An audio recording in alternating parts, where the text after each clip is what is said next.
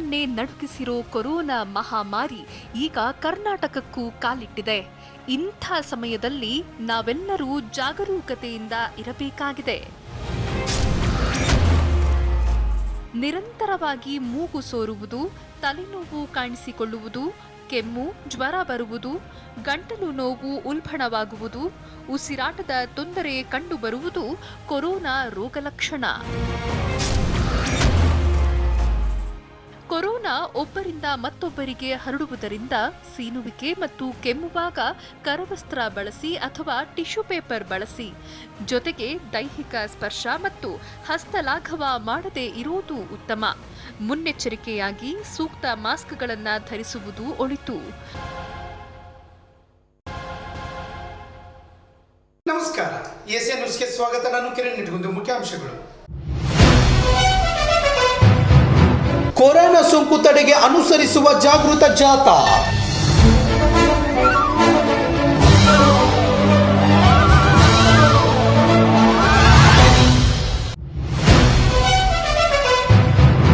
ಗಜೇಂದ್ರಗಢದ ನಗರದ ನೇಕಾರು ಓಣಿಯಲ್ಲಿ ಸಹಾಯ ಹಸ್ತ.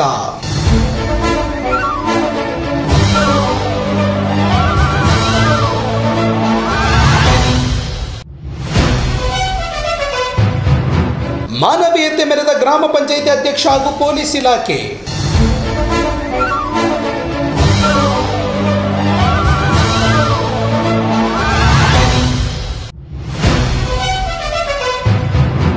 ಬೆಳೆ ನಾಶದಿಂದ ಅಂದಾಜು 6 ಲಕ್ಷ ರೂಪಾಯಿ ಹಾನಿಯಾಗಿದೆ.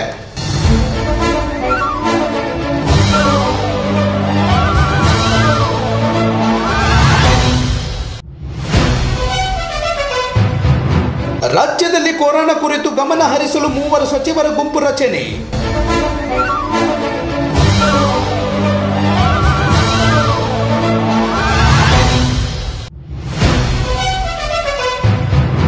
ಕೊರೋನಾ ಕುರಿತಂತೆ ಕಠಿಣ ಕ್ರಮ ತೆಗೆದುಕೊಳ್ಳಲು ಅಧಿಕಾರಿಗಳಿಗೆ ಸೂಚನೆ.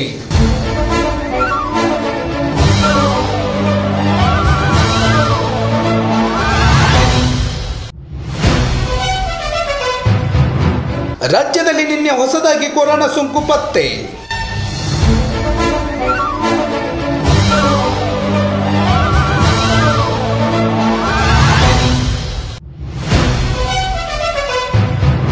ಕೊರೋನಾ ಚಿಕಿತ್ಸೆಗೆ ಟೆಲಿ ಐಸಿಯು ಸೇವೆ ಆರಂಭ.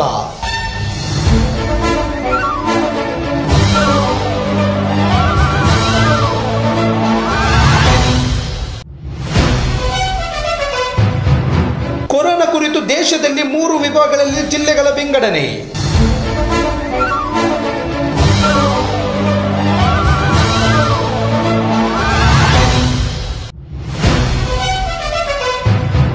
ಹುಬ್ಬಳ್ಳಿ ಧಾರವಾಡ ಮಹಾನಗರ ಪಾಲಿಕೆಯಿಂದ ಪೌರ ಕಾರ್ಮಿಕರಿಗೆ ಆರೋಗ್ಯ ತಪಾಸಣೆ.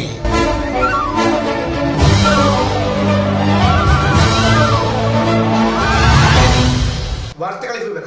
ಕೊರೋನಾ ಸೋಂಕು ತಡೆಗೆ ಅನುಸರಿಸುವ ಕ್ರಮಗಳ ಕುರಿತು ಪುರಸಭೆ ಸಿಬ್ಬಂದಿ, ಪೊಲೀಸ್ ಇಲಾಖೆ ಹಾಗೂ ಆರೋಗ್ಯ ಇಲಾಖೆ ಸಿಬ್ಬಂದಿಗಳು ಸೇರಿ ಹಿರೇಬಜಾರ್, ಜಗದಂಬಗುಡಿ, ಬಸವೇಶ್ವರ ವೃತ್ತ, ದುರ್ಗಾ ವೃತ್ತ, ಜೋಡ ರಸ್ತೆ ಮಾರ್ಗವಾಗಿ ಕಾಲಕಾಲೇಶ್ವರ ವೃತ್ತ ಪಟ್ಟಣದ ಎಲ್ಲೆಡೆ ಗುರುವಾರ ಜನಜಾಗೃತಿ ಮೂಡಿಸಿದರು.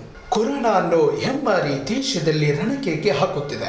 ದಿನದಿಂದ ದಿನಕ್ಕೆ ಕೊರೋನಾ ಸೋಂಕಿತರ ಸಂಖ್ಯೆ ಹೆಚ್ಚುತ್ತಿದೆ. ಇದನ್ನು ತಡೆಗಟ್ಟಲು ಇರುವುದೊಂದೇ ಮಾರ್ಗ, ಅದು ಸಾಮಾಜಿಕ ಅಂತರ.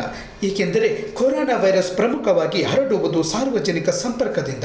ಸೋಂಕಿತ ಸ್ಪರ್ಶಿಸಿದ ಜಾಗ, ವಸ್ತುವನ್ನು ಇನ್ನೊಬ್ಬ ವ್ಯಕ್ತಿ ಸ್ಪರ್ಶಿಸಿದಾಗ ಕೈ ಸೇರುವ ವೈರಸ್ ಮೂಗು, ಕಣ್ಣಿನ ಮೂಲಕ ದೇಹವನ್ನು ಸೇರುವುದರಿಂದ ಸೋಂಕು ಹರಡುತ್ತದೆ. ಒಬ್ಬ ವ್ಯಕ್ತಿಗೆ ಸೋಂಕು ಬಂದರೆ ಆತ ಅದನ್ನು 400ಕ್ಕೂ ಅಧಿಕ ಮಂದಿಗೆ ಹರಡಿಸುವ ಅಪಾಯವಿರುತ್ತದೆ. ಹೀಗಾಗಿ ಲಾಕ್ಡೌನ್ ಮತ್ತು ಸೀಲ್ಡೌನ್ನ ನಿಯಮಗಳನ್ನು ಪಾಲಿಸಿದರೆ ಮಾತ್ರ ಇದನ್ನು ತಡೆಗಟ್ಟಲು ಸಾಧ್ಯ. ಇದರಿಂದ ದೇಶವನ್ನು ಕಾಪಾಡಬಹುದು. ಇಲ್ಲದಿದ್ದರೆ ಇಟಲಿ, ಅಮೆರಿಕ, ಸ್ಪೇನ್ ದೇಶಗಳಂತೆ ನಾವು ಸಿಲುಕಬೇಕಾಗುತ್ತದೆ. ಆದ್ದರಿಂದ ದಯವಿಟ್ಟು ಯಾರು ಮನೆಯಿಂದ ಹೊರ ಬರಬೇಡಿ. ಅವಶ್ಯಕತೆ ಇದ್ದಾಗ ಬಂದು ಸಾಮಾಜಿಕ ಅಂತರ ಕಾಯ್ದುಕೊಳ್ಳಿ ಎಂದು ಪೊಲೀಸ್ ಇಲಾಖೆ, ಪುರಸಭೆ ಇಲಾಖೆ ಹಾಗೂ ಆರೋಗ್ಯ ಇಲಾಖೆಯ ಸಿಬ್ಬಂದಿ ಜನರಲ್ಲಿ ಜಾಗೃತಿ ಮೂಡಿಸಿದರು.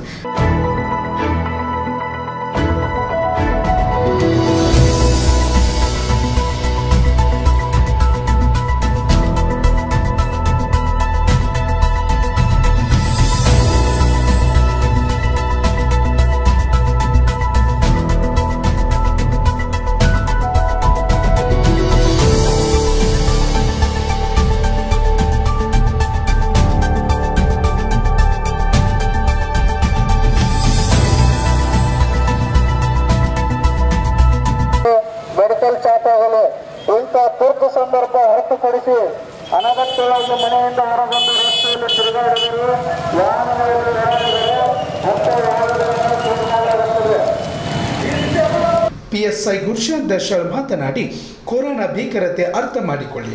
ನಿಮ್ಮ ಜೀವ ಉಳಿಸಲು ಜೀವದ ಹಂಗು ತೊರೆದು ಕರ್ತವ್ಯ ನಿರತ ನಮಗೆ ಬೆಂಬಲ ಕೊಡಿ. ಮನೆ ಬಿಟ್ಟು ಹೊರಗೆ ಬರಬೇಡಿ. ಪೊಲೀಸರ ಕಠಿಣ ಕ್ರಮ ನಿಮಗೆ ತಾತ್ಕಾಲಿಕ ಬೇಸರ ತರಬಹುದು. ಜನರ ಒಳಿತಿಗೆ ಪೊಲೀಸ್ ಸಿಬ್ಬಂದಿ ಇಲಾಖೆ ಶ್ರಮಿಸುತ್ತದೆ ಎಂದರು. ಪುರಸಭೆ ಮುಖ್ಯಾಧಿಕಾರಿ ಮಹಾಂತೇಶ್ ಬಿಳಿಗಿ ಮಾತನಾಡಿ, ಸೋಂಕು ತಡೆ ಜೊತೆಗೆ ಬೇಸಿಗೆ ದಿನದಲ್ಲಿ ಸಮಸ್ಯೆಯಾಗದಂತೆ ಕುಡಿಯುವ ನೀರು ಪೂರೈಕೆ, ಸಾಂಕ್ರಾಮಿಕ ರೋಗ ಹರಡದಂತೆ ಸ್ವಚ್ಛತೆಗೆ ಒತ್ತು ನೀಡುತ್ತಿದ್ದೇವೆ, ಕೆಲಸ ಮಾಡುತ್ತಿದ್ದೇವೆ, ಸಹಕಾರ ನೀಡಿ ಎಂದು ಮನವಿ ಮಾಡಿದರು. ಈ ಸಂದರ್ಭದಲ್ಲಿ ಪುರಸಭೆ ಸಿಬ್ಬಂದಿಗಳು, ಪೊಲೀಸ್ ಇಲಾಖೆ ಸಿಬ್ಬಂದಿಗಳು, ಆರೋಗ್ಯ ಇಲಾಖೆದವರು ಭಾಗವಹಿಸಿದ್ದರು.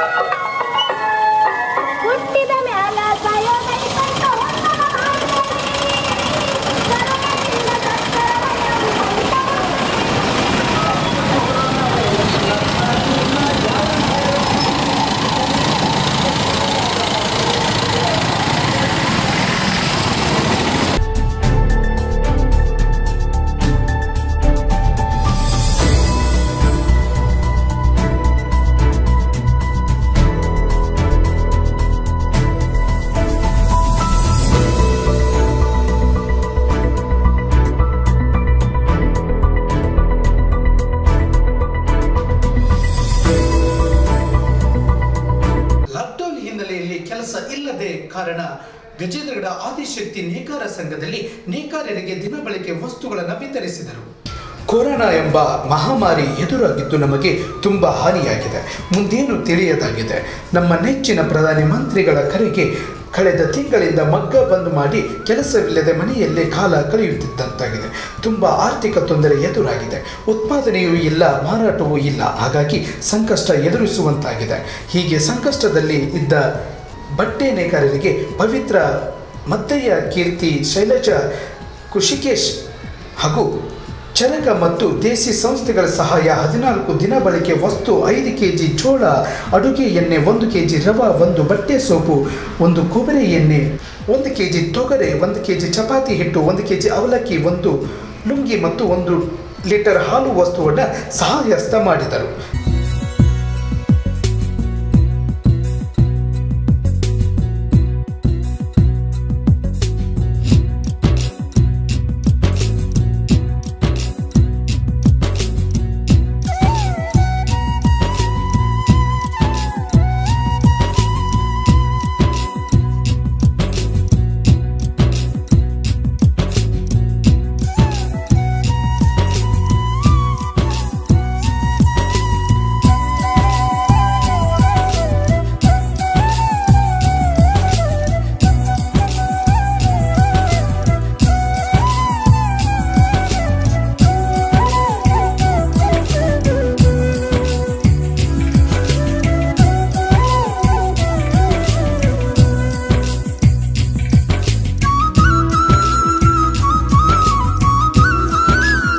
ಹನುಮಂತ್ ಕೆಂಚಿ ಮಾತನಾಡಿ, ಶ್ರೀ ಆದಿಶಕ್ತಿ ಕೈಮಗ್ಗ ನೇಕಾರ ಸಹಕಾರಿ ಸಂಘದ ವತಿಯಿಂದ ನಾವು ಈ ಒಂದು ಕೊರೋನಾ ಮಹಾಮಾರಿಯಿಂದ ಇಡೀ ನಮ್ಮ ದೇಶ ಅಲ್ಲದೆ ಜಗತ್ತಿಗೆ ಸುಮಾರು ಹಾನಿಯಾದಂಥ ಈ ಒಂದು ಸಂದರ್ಭದೊಳಗೆ ನಮ್ಮ ಇಡೀ ದೇಶಕ್ಕೇ ಲಾಕ್ಡೌನ್ ಹಾಕಿದ ಕಾರಣದಿಂದಾಗಿ ನಮ್ಮ ಸೊಸೈಟಿ ಬಂದಾಗಿದ್ದು, ನಮ್ಮಲ್ಲಿ ಕೆಲಸ ಮಾಡ್ತಕ್ಕಂಥ ಎಲ್ಲ ನೇಕಾರರ ಸ್ಥಿತಿ ಅಧೋಗತಿ ಆಗಿದೆ ಅಂತ ತಿಳಿದುಕೊಂಡು ನಮ್ಮ ಸೊಸೈಟಿಗೆ ಕೆಲವು ಜನ ಸಹಾಯ ಮಾಡಿದ್ದಾರೆ.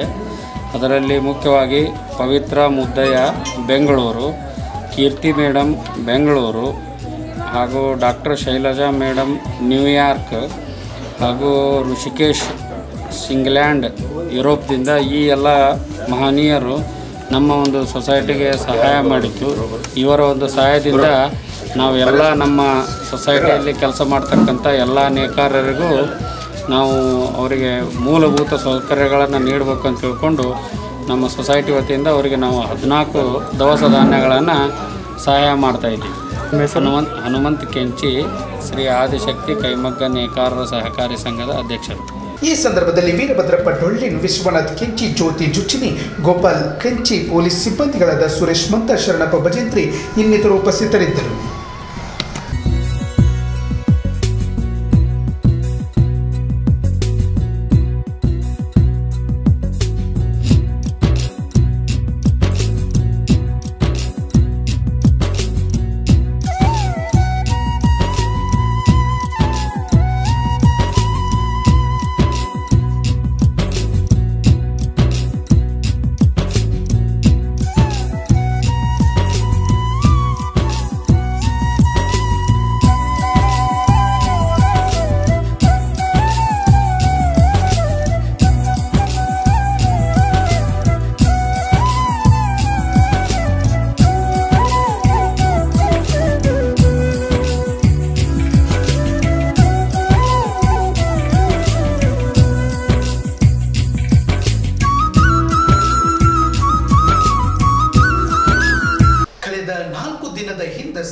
ಗದಗ ಜಿಲ್ಲೆಯ ಶಿರಹಟ್ಟಿ ತಾಲೂಕಿನ ಹೆಬ್ಬಾಳ ಗ್ರಾಮದ ವೀರೇಶ್ ಅಕ್ಕೂರ್ ಎಂಬಾತ ಔಷಧಿ ಸಿಗದೆ ಪರದಾಟ ನಡೆಸುತ್ತಿದ್ದರು.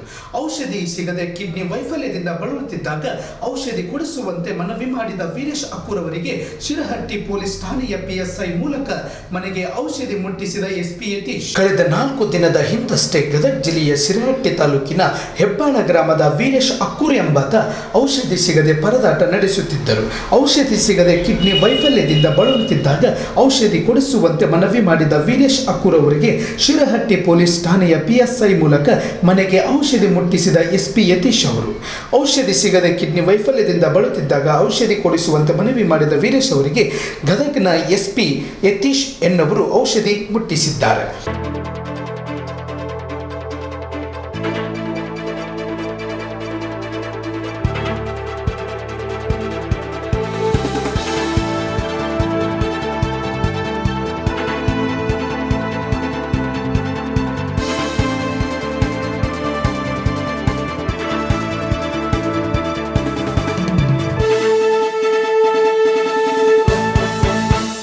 ಗ್ರಾಮ ಪಂಚಾಯಿತಿ ಅಧ್ಯಕ್ಷ ಮಹೇಂದ್ರ 16,500 ರೂಪಾಯಿ ಕೊಟ್ಟು ಔಷಧಿ ಖರೀದಿಸಿ ಮಾನವೀಯತೆ ಮೆರೆದಿದ್ದಾರೆ. SP ಯತೀಶ್ ಸೂಚನೆಯ ಮೇರೆಗೆ ಬೆಂಗಳೂರಿನ ಭಗವಾನ್ ಔಷಧಿ ಅಂಗಡಿಯಿಂದ ಹುಬ್ಬಳ್ಳಿಗೆ ತರಿಸಿದ್ದಾರೆ. ಕಿಡ್ನಿ ವೈಫಲ್ಯದಿಂದ ಬಳಲುತ್ತಿರುವ ವೀರೇಶ್ ಅವರಿಗೆ ಮನೆಗೆ PSI ಹಾಗೂ ಗ್ರಾಮ ಪಂಚಾಯಿತಿ ಅಧ್ಯಕ್ಷ ಹೋಗಿ ಔಷಧಿ ತಲುಪಿಸಿದ್ದಾರೆ. ಪೊಲೀಸ್ ಇಲಾಖೆಯ ಕಾರ್ಯ ಹಾಗೂ ಗ್ರಾಮ ಪಂಚಾಯಿತಿ ಅಧ್ಯಕ್ಷನ ಕಾರ್ಯಕ್ಕೆ ಸಾರ್ವಜನಿಕರು ಮೆಚ್ಚುಗೆ ವ್ಯಕ್ತಪಡಿಸಿದ್ದಾರೆ. ಕಿಡ್ನಿ ವೈಫಲ್ಯದಿಂದ ಬಳಲುತ್ತಿದ್ದ ವೀರೇಶ್ ಅಕ್ಕೂರು ಗ್ರಾಮ ಪಂಚಾಯಿತಿ ಅಧ್ಯಕ್ಷ ಮತ್ತು ಪೊಲೀಸ್ ಇಲಾಖೆಗೆ ಧನ್ಯವಾದ ಸಲ್ಲಿಸಿದ್ದಾರೆ. ಕೊರೋನಾ ವೈರಸ್ ಎಫೆಕ್ಟ್ನಿಂದ ರೈತರ ಬೆಳೆಗೆ ಸರಿಯಾದ ಬೆಲೆ ಹಾಗೂ APMCಗೆ ಸಾಗಿಸಲು ತೊಂದರೆಯಾದ ಹಿನ್ನೆಲೆ ತಮ್ಮ ಜಮೀನಿನಲ್ಲಿ ಬೆಳೆದ ನುಗ್ಗೆಕಾಯಿಯನ್ನು ರೈತರು ನಾಶ ಮಾಡಿದ್ದಾರೆ. ಗದಗ ಜಿಲ್ಲೆ ರೋಣ ತಾಲೂಕಿನ ಅಬ್ಬಿಗೇರಿ ಗ್ರಾಮದ ವೀರಯ್ಯ ಹಾಗೂ ಪ್ರಕಾಶ್ ನಾಯ್ಕರ್ ರೈತರಿಂದ ಬೆಳೆ ನಾಶ. ಪ್ರಕಾಶ್ ಹಾಗೂ ವೀರಯ್ಯ ಇಬ್ಬರು 6 ಎಕರೆಯಲ್ಲಿ ಬೆಳೆದ ನುಗ್ಗೆಯನ್ನು ನಾಶಪಡಿಸಿದ್ದಾರೆ. ಕಳೆದ 22 ದಿನಗಳಿಂದ ಸರಿಯಾದ ಬೆಲೆಯ ಬಾರದೆ ಹಾಗೂ ಬೆಳೆ ಸಾಗಿಸಲಾಗಿದೆ ಕೊಡಲಿಯಿಂದ ಕಡಿದು ಹಾಕಿದ ರೈತರು.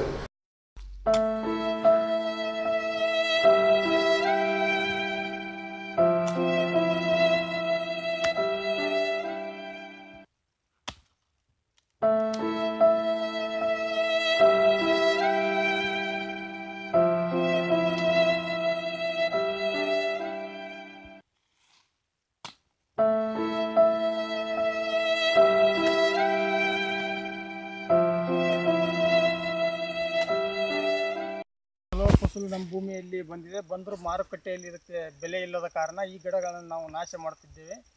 3 ಎಕರೆಯಿಂದ 4 ಎಕರೆ ಆಗುತ್ತೆ. ಅಂದಾಜು ಒಂದು 2 ರಿಂದ 2.5 ಲಕ್ಷ ರೂಪಾಯಿ ಇಲ್ಲ ಲುಕ್ಷಣೆ ಆಗಿದೆ. ಅದಕ್ಕೆ ಕೃಷಿ ತೋಟಗಾರಿಕೆ ಸಚಿವರು ಇದಕ್ಕೆ ಏನಾದರೂ ಪರಿಹಾರ ಕೊಡಬೇಕಾಗಿ ಕೇಳಿಕೊಳ್ಳುತ್ತೇನೆ.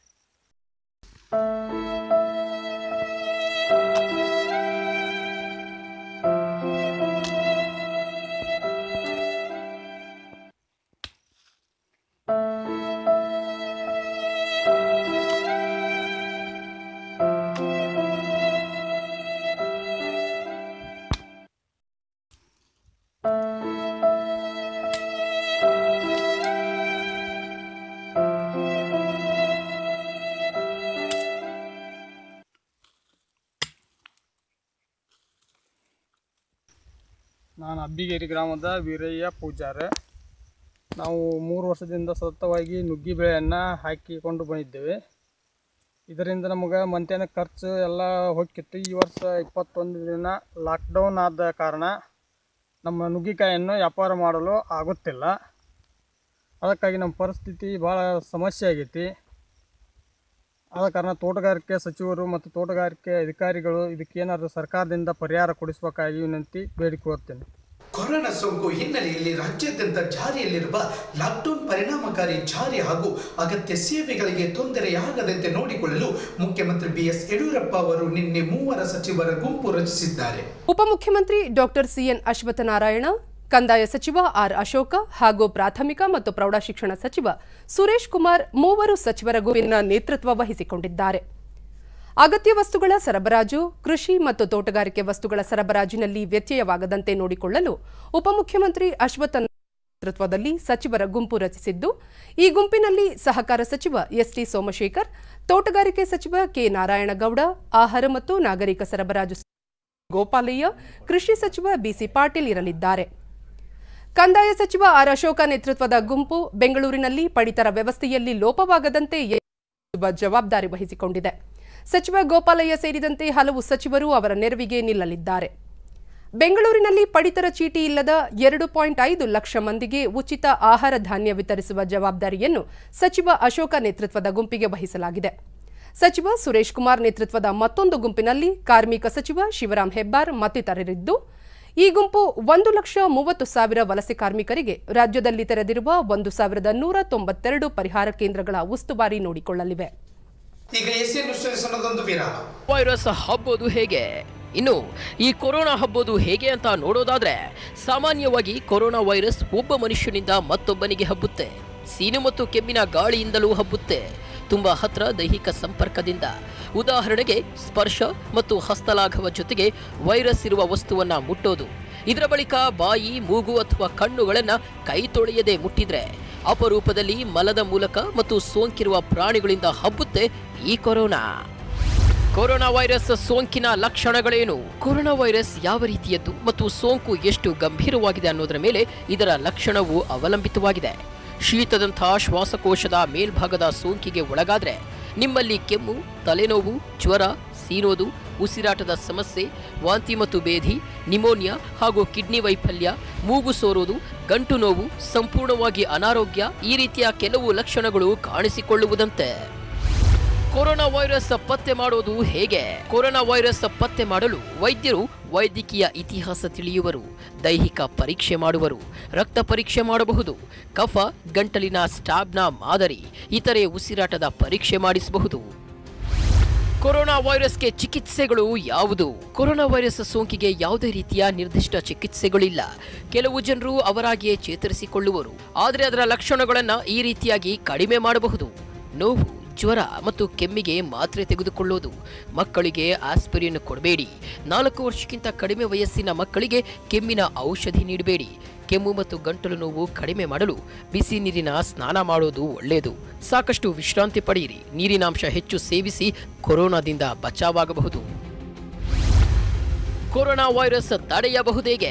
ಈಗ ಮನುಷ್ಯರಲ್ಲಿ ಕಾಡುವ ಕೊರೋನಾ ವೈರಸ್ಗೆ ಯಾವುದೇ ರೀತಿಯ ಔಷಧಿ ಇಲ್ಲ, ಆದರೆ ಇದು ಹರಡದಂತೆ ತಡೆಯುವ ಮೂಲಕ ಅಪಾಯವನ್ನ ಕಡಿಮೆ ಮಾಡಬಹುದು. ಇದಕ್ಕೆ ನೀವು ಈ ರೀತಿ ಮಾಡೋದು ಒಳ್ಳೆಯದು. ಸೋಪು ಮತ್ತು ನೀರನ್ನು ಹಾಕಿ 20 ಸೆಕೆಂಡ್ ಕಾಲ ಕೈ ತೊಳೆಯಿರಿ. ತೊಳೆಯದೆ ಮುಖ, ಮೂಗು ಅಥವಾ ಬಾಯಿಯನ್ನ ಮುಟ್ಟಲು ಹೋಗಬೇಡಿ. ಅನಾರೋಗ್ಯದಲ್ಲಿರುವ ಜನರೊಂದಿಗೆ ಹತ್ತಿರದ ಸಂಪರ್ಕವಿಟ್ಕೊಳ್ಬೇಡಿ.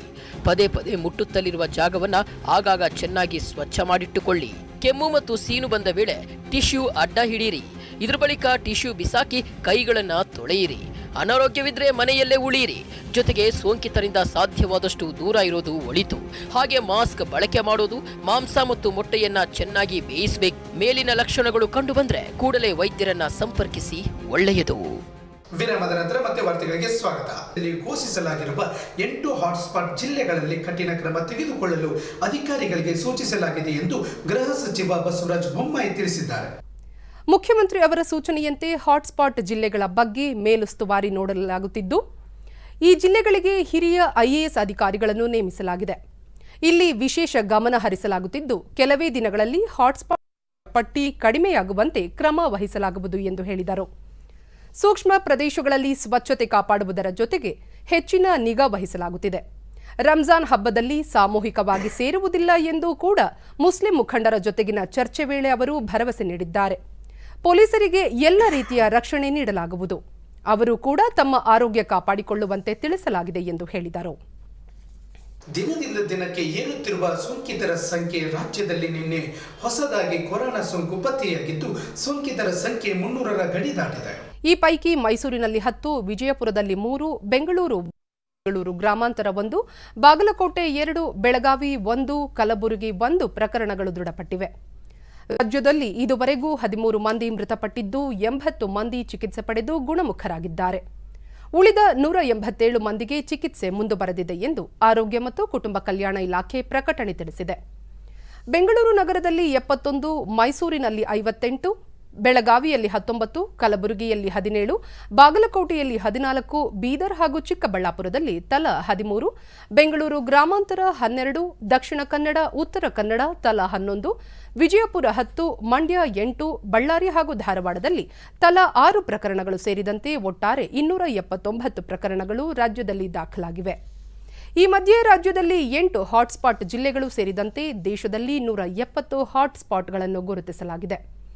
ಈ ಪೈಕಿ ರಾಜ್ಯದಲ್ಲಿ ಬೆಂಗಳೂರು ನಗರ, ಮೈಸೂರು, ಬೆಳಗಾವಿ, ದಕ್ಷಿಣ ಕನ್ನಡ, ಬೀದರ್, ಕಲಬುರಗಿ, ಬಾಗಲಕೋಟೆ, ಧಾರವಾಡ ಹಾಟ್ಸ್ಪಾಟ್ ಜಿಲ್ಲೆಗಳಾಗಿವೆ. ದೇಶದಲ್ಲಿ ಕೊರೋನಾ ವೈರಸ್ ಸೋಂಕಿತರ ಸಂಖ್ಯೆ 12,380ಕ್ಕೆ ಏರಿಕೆಯಾಗಿದ್ದು 414 ಮಂದಿ ಮೃತಪಟ್ಟಿದ್ದಾರೆ. 1,488 ಮಂದಿ ಗುಣಮುಖರಾಗಿದ್ದಾರೆ ಎಂದು ಕೇಂದ್ರ ಆರೋಗ್ಯ ಸಚಿವಾಲಯದ ಪ್ರಕಟಣೆ ತಿಳಿಸಿದೆ. ಮಹಾರಾಷ್ಟ್ರದಲ್ಲಿ 2,916 ಪ್ರಕರಣಗಳು ದಾಖಲಾಗಿದ್ದು ದೆಹಲಿಯಲ್ಲಿ 1,578, ತಮಿಳುನಾಡಿನಲ್ಲಿ 1,142, ರಾಜಸ್ಥಾನದಲ್ಲಿ 1,023 ಪ್ರಕರಣಗಳು ದಾಖಲಾಗಿವೆ. ಈ ಮಧ್ಯೆ ಕೇರಳದಲ್ಲಿ 218, ಆಂಧ್ರಪ್ರದೇಶದಲ್ಲಿ 20, ತೆಲಂಗಾಣದಲ್ಲಿ 120 ಮಂದಿ ಗುಣಮುಖರಾಗಿದ್ದು ಆಸ್ಪತ್ರೆಯಿಂದ ಬಿಡುಗಡೆಯಾಗಿದ್ದಾರೆ. ರಾಜ್ಯದೆಲ್ಲೆಡೆ ಕೊರೋನಾ ಸೋಂಕಿತರಿಗೆ ಅತ್ಯುತ್ತಮ ಚಿಕಿತ್ಸೆ ನೀಡುವ ಟೆಲಿ ಐಸಿಯು ಸೇವೆಯನ್ನ ಆರಂಭಿಸಿರುವುದಾಗಿ ವೈದ್ಯಕೀಯ ಶಿಕ್ಷಣ ಸಚಿವ ಡಾಕ್ಟರ್ ಕೆ ಸುಧಾಕರ್ ತಿಳಿಸಿದ್ದಾರೆ.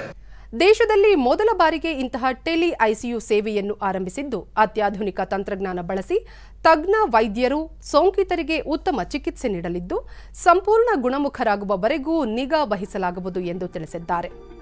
6 ಜನರ ವೈದ್ಯರ ತಂಡ ಪ್ರತಿದಿನ 4 ಪಾಳಿಯಲ್ಲಿ ಕಾರ್ಯನಿರ್ವಹಿಸಲಿದ್ದು ಅವರಿಗೆ ವೈದ್ಯಕೀಯ ವಿದ್ಯಾರ್ಥಿಗಳು ನೆರವಾಗಲಿದ್ದಾರೆ. ರಾಜ್ಯದ ವಿವಿಧ ಜಿಲ್ಲೆಗಳ ಸೋಂಕಿತರನ್ನು ಪತ್ತೆ ಹಚ್ಚಿ ಚಿಕಿತ್ಸೆ ನೀಡಲಿದ್ದಾರೆ ಎಂದು ಹೇಳಿದರು. ಸಾಮಾಜಿಕ ಅಂತರ ಕಾಯ್ದುಕೊಳ್ಳುವ ಮೂಲಕ ರೋಗ ತಡೆಗೆ ಎಲ್ಲರ ಸಹಕಾರ ಅಗತ್ಯ. ಮುಖ್ಯಮಂತ್ರಿ ಯಡಿಯೂರಪ್ಪ ನೇತೃತ್ವದ ಸರ್ಕಾರ ಅತ್ಯುತ್ತಮ ಸೌಲಭ್ಯ ನೀಡಲು ಸಿದ್ಧವಾಗಿದೆ ಎಂದು ಹೇಳಿದರು. ಟೆಲಿ ಐಸಿಯು ಏನು ಮಾಡಿದ್ದೀವಿ ಇವತ್ತು, ಇದು ಬಹಳ ಮುಖ್ಯವಾಗಿರ್ತಕ್ಕಂತಹ ಟ್ರೀಟ್ಮೆಂಟ್ ಪ್ರೋಟೋಕಾಲ್ ಅನ್ನ ಮಾಡಲಿಕ್ಕೆ ನಾವು ಇವತ್ತು ಉದ್ಘಾಟನೆಯನ್ನ ಮಾಡಿದ್ದೀವಿ. ಇದು ಏನ್ ಮಾಡುತ್ತೆ ಟೆಲಿ ಐಸಿಯು ವಿಂಗ್ ಅಂತಂದ್ರೆ, ಇವತ್ತು ಈ ರಾಜ್ಯದ ಯಾವುದೇ ಮೂಲೆ ಮೂಲೆಗಳಲ್ಲಿ ಇವತ್ತು ಕೋವಿಡ್-19 ಸೋಂಕಿರ್ತಕ್ಕಂಥವರ ಚಿಕಿತ್ಸೆ ವಿಧಿವಿಧಾನವನ್ನ ಬೆಂಗಳೂರಿನಲ್ಲಿ ಪ್ರತಿಯೊಂದು ಇಲ್ಲಿನ ಎಕ್ಸ್ಪರ್ಟ್ಸ್ ಯಾರಿರ್ತಾರೆ ಅದರಲ್ಲಿ 6 ವಿಭಾಗಗಳನ್ನು ಮಾಡಿದ್ದೀವಿ. ಯಾರು ಐಸಿಯು ಪರಿಣಿತರನ್ನ ಇಂಟೆನ್ಸಿವಿಸ್ಟ್ ಅಂತೀವಿ, ಅವರು ಹೃದಯಕ್ಕೆ ಸಂಬಂಧಿಸಿರ್ತಕ್ಕಂಥ ಕಾರ್ಡಿಯಾಲಜಿಸ್ಟು ಮತ್ತು ಫಿಸಿಷಿಯನ್ನು, ಹೀಗೆ 6 ಜನ ಪರಿಣಿತರು ಇಲ್ಲಿ 4 ಶಿಫ್ಟ್ ಅಲ್ಲಿ ಕೆಲಸ ಮಾಡ್ತಾರೆ ಬೆಂಗಳೂರಿನಲ್ಲಿ. ಇವರಿಗೆ ಸಹಾಯವಾಗಿ ನಮ್ಮ ಇಂಟರ್ನ್ಸು ಮತ್ತು ಪೋಸ್ಟ್ ಗ್ರಾಜುಯೇಟ್ ನ ರೆಸಿಡೆಂಟ್ ಡಾಕ್ಟರ್ ಅವರು ಕೂಡ 4 ಶಿಫ್ಟ್ಗಳಲ್ಲಿ ಇಲ್ಲಿ ಕೆಲಸ ಮಾಡೋದು. ಇಲ್ಲಿ ಕಲಬುರಗಿಯಲ್ಲಿ ಅಡ್ಮಿಟ್ ಆಗಿರ್ತಕ್ಕಂಥ ಪೇಷಂಟ್ ಪಾಸಿಟಿವ್ ಅಂತೇಳಿ ಅವರು ಅಡ್ಮಿಟ್ ಮತ್ತು ಪಾಸಿಟಿವ್ ಅಂತ ಗೊತ್ತ ಕ್ಷಣದಿಂದ ಅವರು ಡಿಸ್ಚಾರ್ಜ್ ಆಗುವ ತನಕ ಪ್ರತಿಯೊಂದು ಹಂತದಲ್ಲಿ ಯಾವ ಚಿಕಿತ್ಸೆ ವಿಧಿವಿಧಾನವನ್ನ ಮಾಡಬೇಕು ಅಂತೇಳಿ ಇಲ್ಲಿ ಎಲ್ಲವನ್ನು ಕೂಡ ನೋಟ್ ಮಾಡಿ ನಮ್ಮ ಇಂಟೆನ್ಸಿವ್ ಸ್ಪೆಷಲಿಸ್ಟ್ ಟೀಮ್ಗೆ ಇಲ್ಲಿ ಕಳಿಸ್ತೀವಿ. ಅವರು ಆ ಆಸ್ಪತ್ರೆಗಳಲ್ಲಿ ಇವತ್ತು ಕಲಬುರಗಿಯಲ್ಲಿ ಸೇರಿರ್ತಾರೆ ಅಥವಾ ಬೀದರ್ನಲ್ಲಿ ಸೇರಿರ್ತಾರೆ ಅಥವಾ ಬೇರೆ ಜಿಲ್ಲೆಗಳಲ್ಲಿ ಸೇರಿರ್ತಕ್ಕಂಥ ಪೇಷಂಟ್ಗಳ ನಿಗಾ ವಹಿಸಿ ಅವರಿಗೆ ರೀತಿಯ ಚಿಕಿತ್ಸೆಯನ್ನ ಕೊಡಬೇಕು ಅಂತೇಳಿ ಇವತ್ತು ಐಸಿಯು ಅಲ್ಲಿ, ಯಾಕೆಂದ್ರೆ ಸಾವಾಗ್ತಾ ಇದೆ, ಅದು ಯಾವುದೇ ಕಾರಣಕ್ಕೂ ಜೀವವನ್ನ ಕಳ್ಕೋಬಾರ್ದು, ಯಾರು ಕೂಡ ಜೀವ ಕಳ್ಕೋಬಾರ್ದು ಅನ್ನೋ ಒಂದು ಆಲೋಚನೆಯಿಂದ ಮಾಡಿರ್ತಕ್ಕಂಥದ್ದು. ಬಹುಶಃ ಈ ದೇಶದಲ್ಲಿ ಇದು ಮೊಟ್ಟ ಮೊದಲನೇದಾಗಿ ಕರ್ನಾಟಕ ರಾಜ್ಯದಲ್ಲಿ ಇದನ್ನು ಕೂಡ ಮಾಡ್ತಾ ಇದ್ದಾರೆ. ತಂತ್ರಜ್ಞಾನವನ್ನ, ಪರಿಣಿತರನ್ನ ಉಪಯೋಗ ಮಾಡಿಕೊಂಡು ಈ ಒಂದು ಇವತ್ತು ನಾವು ICU, ಟೆಲಿ ICU ಅನ್ನ ಮಾಡಬಹುದು. ಹಾಗಾಗಿ ಇದರ ಸದ್ಬಳಕೆಯನ್ನು ಜನ ಮಾಡಿಕೊಳ್ಬೇಕು. ಸಾಮಾಜಿಕ ಅಂತರ ಕಾಯ್ದುಕೊಳ್ಳಿ. ಪ್ರತಿಯೊಂದು ಆಸ್ಪತ್ರೆಯಲ್ಲೂ ಕೂಡ ನಿಮಗೆ ಉತ್ತಮವಾದ ಚಿಕಿತ್ಸೆ ಕೊಡೋದು ನಮ್ಮ ಕರ್ನಾಟಕ ರಾಜ್ಯ ಸರ್ಕಾರದ ಮಾನ್ಯ ಯಡಿಯೂರಪ್ಪನವರ ಕನಸು. ಹಾಗಾಗಿ ನಿಮಗೆ ಈ ರೀತಿಯ ಒಂದು ಹೊಸ ಸೌಲಭ್ಯವನ್ನ ಕೊಡುವಂತ ಪ್ರಯತ್ನವನ್ನು ಮಾಡಿದ್ದೀವಿ. ದೇಶದಲ್ಲಿ ಕೊರೋನಾ ಸೋಂಕಿನ ಪ್ರಕರಣಗಳು ಪತ್ತೆಯಾಗಿರುವ ಜಿಲ್ಲೆಯನ್ನ ಹಾಟ್ಸ್ಪಾಟ್ ಜಿಲ್ಲೆಗಳು, ಹಾಟ್ಸ್ಪಾಟ್ ರಹಿತ ಜಿಲ್ಲೆಗಳು ಮತ್ತು ಹಸಿರು ವಲಯ ಜಿಲ್ಲೆಗಳು ಸೇರಿ 3 ವಿಭಾಗಗಳಾಗಿ ವಿಂಗಡಿಸಲಾಗಿದೆ. ಕೇಂದ್ರ ಆರೋಗ್ಯ ಸಚಿವಾಲಯದ ಜಂಟಿ ಕಾರ್ಯದರ್ಶಿ ಲವ ಅಗರ್ವಾಲ್ ತಿಳಿಸಿದ್ದಾರೆ. ನಿನ್ನೆ ಸಂಪುಟ ಕಾರ್ಯದರ್ಶಿ, ಎಲ್ಲ ರಾಜ್ಯಗಳ ಮುಖ್ಯ ಕಾರ್ಯದರ್ಶಿಗಳು, ಪೊಲೀಸ್ ಮಹಾನಿರ್ದೇಶಕರು, ಆರೋಗ್ಯ ಕಾರ್ಯದರ್ಶಿಗಳು, ಜಿಲ್ಲಾಧಿಕಾರಿಗಳು, ಜಿಲ್ಲಾ ಪೊಲೀಸ್ ವರಿಷ್ಠಾಧಿಕಾರಿಗಳು, ಮಹಾನಗರ ಪಾಲಿಕೆ ಆಯುಕ್ತರೊಂದಿಗೆ ವಿಡಿಯೋ ಸಂವಾದ ನಡೆಸಿದ್ದು ಹಾಟ್ಸ್ಪಾಟ್ ಜಿಲ್ಲೆಗಳ ಕುರಿತಂತೆ ನಡೆಸಿದರು. ಕ್ಷೇತ್ರೀಯ ಮಟ್ಟದಲ್ಲಿ ಏಪ್ರಿಲ್ 20ರವರೆಗೆ ಪ್ರತಿಯೊಂದು ಜಿಲ್ಲೆ, ನಗರಗಳ ತೀವ್ರ ನಿಗಾವಹಿಸಲಾಗುವುದು, ಹೆಚ್ಚು ಗಮನ ಹರಿಸಲಾಗುವುದು. ಆರೋಗ್ಯ ಕಾರ್ಯಕರ್ತರು ಮತ್ತು ಇತರ ಸಿಬ್ಬಂದಿ ಬಫರ್ ಪ್ರದೇಶಗಳಲ್ಲೂ ಜ್ವರ ಇರುವ ಎಲ್ಲರನ್ನೂ ಪರೀಕ್ಷಿಸಲಿದ್ದಾರೆ ಎಂದು ತಿಳಿಸಿದರು. और इसके साथ ही जो नॉन हॉटस्पॉट डिस्ट्रिक्ट है जहां पर कुछ केसेस और पाए गए हैं जिनको हमने हॉटस्पॉट डिक्लेयर नहीं किया, लेकिन हम चाहते हैं कि वहां पर भी क्लस्टर कंटेनमेंट प्लान इंप्लीमेंट किया जाए और उनको ಕೋವಿಡ್-19 ತಡೆಗೆ ಕೇಂದ್ರ ಸರ್ಕಾರ ಹೊರಡಿಸಿರುವ ಪರಿಷ್ಕೃತ ಮಾರ್ಗಸೂಚಿಗಳನ್ನು ಕಟ್ಟುನಿಟ್ಟುಗೊಳಿಸುವಂತೆ ರಾಜ್ಯಗಳು ಮತ್ತು ಕೇಂದ್ರಾಡಳಿತ ಪ್ರದೇಶಗಳಿಗೆ ಗೃಹ ಸಚಿವಾಲಯ ಸೂಚಿಸಿದೆ ಎಂದು ಅವರು ಹೇಳಿದರು. यानी कि जहां पर केस के बढ़ने की गति है उनको भी हॉटस्पॉट्स में डिक्लेयर किया जाए, जिला लेवल पर, स्टेट लेवल पर इसकी एनालिसिस की जाए और उसके तहत उस पर कार्य किया जाए. बफर जोन कहेंगे वहां पर भी चाहे वो गवर्नमेंट हो या प्राइवेट हो उनको ओरिएंट किया जाएगा और वहां पर इन्फ्लुएंजा लाइक इलनेस या सीवियर रेस्पिरेटरी एक्यूट जो उस टाइप के ब्रेथलेसनेस रिलेटेड केसेस होंगे टेस्टिंग की जाएगी. हमारी तैयार की गई ये स्पेशल टीम्स जो कि कंटेनमेंट जोन में काम करेंगी वे सभी कॉन्टैक्ट्स को ट्रेस करेंगी और साथ ही हाउस टू हाउस विजिट भी करेंगी.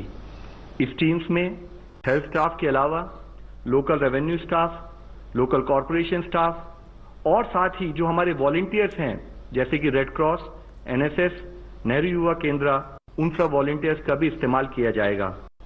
हाउस टू हाउस सर्वे के द्वारा हम उस केस में, उस एरिया में जिसमें भी सर्वे होगा कंटेमिनेट एरिया में, उसमें फीवर, कफ और ब्रेथलेसनेस केसेस को आइडेंटिफाई करते हुए उन पर एज पर प्रोटोकॉल एक्शन लेंगे.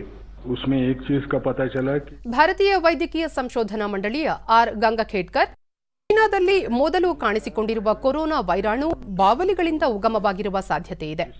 ಈ ವೈರಾಣುಗಳು ಬಾವಲಿಗಳಿಂದ ಪಂಗೋಲಿನ್ಗಳಿಗೆ ಹರಡಿದ್ದು ಅವುಗಳು ಮನುಷ್ಯನಿಗೆ ಹರಡಿರುವ ಸಂಭವವಿದೆ ಎಂದು ಹೇಳಿದರು. नहीं तो दूसरा एक कहा जाता है कि ये बैट से पैंगोलिन के एक मैमल है इंसान के वैसे, उसके अंदर आया होगा और वहां से वो इंसान में आया होगा. लेकिन ये सवाल शायद इसलिए पूछा जा रहा है क्योंकि हमने बैट्स के इसमें जो इमर्जिंग इन्फेक्शियस डिसीजेस होते हैं उनके कोई विषाणु पाए क्या, इसका सर्वेलेंस शुरू किया था. उसमें हमको दिखा कि 2 किस्म के बैट्स जो होते हैं उनमें कोरोना वायरस दिखाई दिया, लेकिन वो बैट का कोरोना वायरस था, वो इंसानों में आने की काबिलियत का नहीं था. बैट से इंसान घटना ಕೋವಿಡ್-19 ಮುಂಜಾಗೃತಾ ಕ್ರಮವಾಗಿ ಹುಬ್ಬಳ್ಳಿ ಧಾರವಾಡ ಮಹಾನಗರ ಪಾಲಿಕೆಯಿಂದ ಪೌರ ಕಾರ್ಮಿಕರಿಗೆ ಆರೋಗ್ಯ ತಪಾಸಣೆ ನಡೆಸಲಾಗಿತ್ತು. ವೈದ್ಯಕೀಯ ಶುಚಿತ್ವ ಹಾಗೂ ಸ್ಯಾನಿಟೈಸರ್ ಬಳಕೆ ಕುರಿತಂತೆ ಅರಿವು ಮೂಡಿಸಲಾಗಿತ್ತು. ನಗರವನ್ನು ಸ್ವಚ್ಛವಾಗಿಡುವಲ್ಲಿ ಪ್ರಮುಖ ಪಾತ್ರ ವಹಿಸುವ ಪೌರ ಕಾರ್ಮಿಕರಿಗೆ ರಕ್ತ ಪರೀಕ್ಷೆ, ರಕ್ತದೊತ್ತಡ ಪರೀಕ್ಷೆ ಮೊದಲಾದ ಪರೀಕ್ಷೆಗಳನ್ನು ಮಾಡುವ ಮೂಲಕ ಅವರ ಆರೋಗ್ಯ ಸುರಕ್ಷತೆಗೆ ಕಾಳಜಿ ವಹಿಸಲಾಗಿದೆ.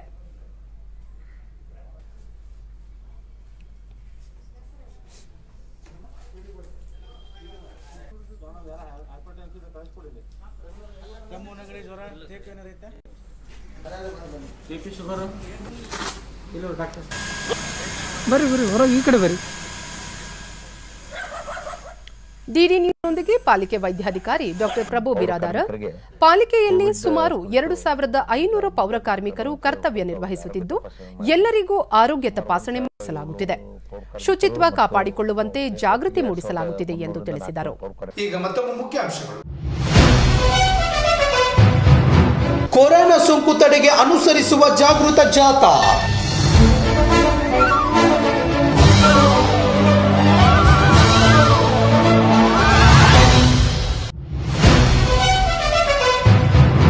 ಗಜೇಂದ್ರಗಢದ ನಗರದ ನೇಕಾರು ಓಣಿಯಲ್ಲಿ ಸಹಾಯ ಹಸ್ತ.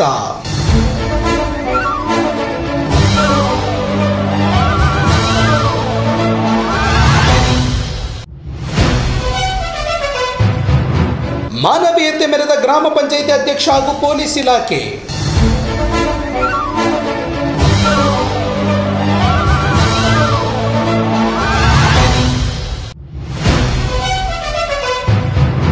ಬೆಳೆ ನಾಶದಿಂದ ಅಂದಾಜು 6 ಲಕ್ಷ ರೂಪಾಯಿ ಹಾನಿಯಾಗಿದೆ.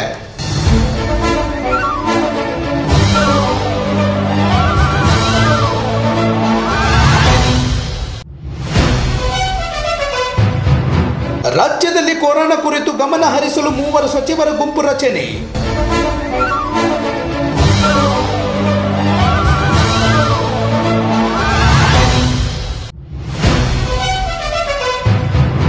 ಕೊರೋನಾ ಕುರಿತಂತೆ ಕಠಿಣ ಕ್ರಮ ತೆಗೆದುಕೊಳ್ಳಲು ಅಧಿಕಾರಿಗಳಿಗೆ ಸೂಚನೆ.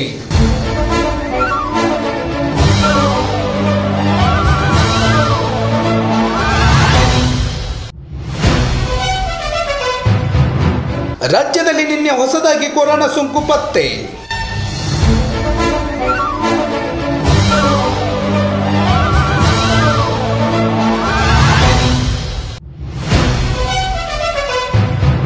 ಕೊರೋನಾ ಚಿಕಿತ್ಸೆಗೆ ಟೆಲಿ ಐಸಿಯು ಸೇವೆ ಆರಂಭ.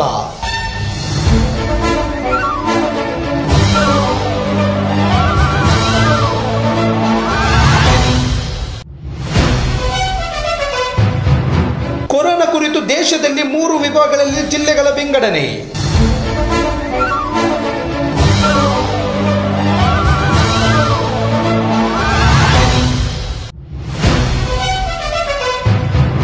ಹುಬ್ಬಳ್ಳಿ ಧಾರವಾಡ ಮಹಾನಗರ ಪಾಲಿಕೆಯಿಂದ ಪೌರ ಕಾರ್ಮಿಕರಿಗೆ ಆರೋಗ್ಯ ತಪಾಸಣೆ.